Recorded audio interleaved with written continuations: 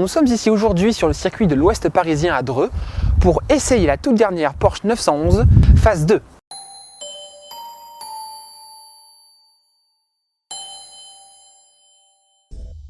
Depuis 1963, la Porsche 911 n'a cessé de fasciner les foules.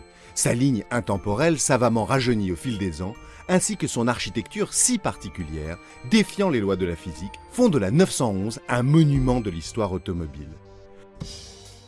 Sous la dénomination 911, de nombreuses versions se sont succédées, 964, 993, 996 et la dernière en date, la 997. Sur cette dernière mouture, les différences esthétiques semblent légères au premier coup d'œil, mais en y regardant de plus près, on s'aperçoit que les entrées d'air du bouclier avant ont été retravaillées, que les feux arrière sont plus saillants et éclairés grâce à la technologie LED entrevue pour la première fois sur l'Audi R8.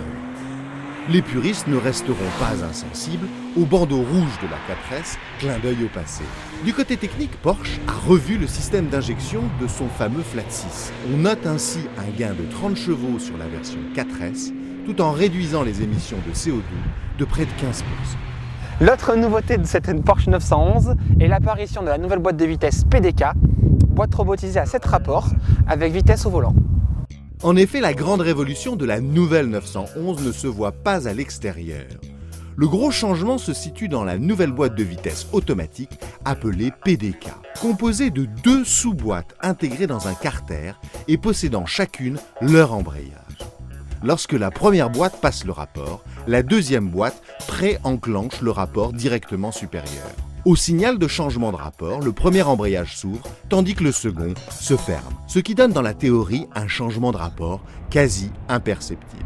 Dans la réalité, la boîte confirme sa rapidité, surtout par rapport à la feu-boîte Tiptronic, que ce soit en mode séquentiel ou automatique. Sans être au standard des boîtes F1 des productions de Maranello, la boîte PDK reste efficace, à condition d'être utilisée via le levier de vitesse. En effet, la grosse déception vient du passage des vitesses au volant, système hybride, entre bouton poussoir et palette. Le comportement routier reste inchangé. Parfaitement équilibrée, la 911 offre un sentiment de sécurité et de contrôle permanent. Les nombreuses aides sont d'ailleurs là pour rappeler la cavalerie à l'ordre en cas d'incartade. Par contre, si l'on déconnecte ces garde-fous, la 911 laisse parler sa fougue et laisse apparaître un comportement joyeux. Que l'on cruise sur l'autoroute ou que l'on pilote sur circuit, tout le monde y trouvera son compte.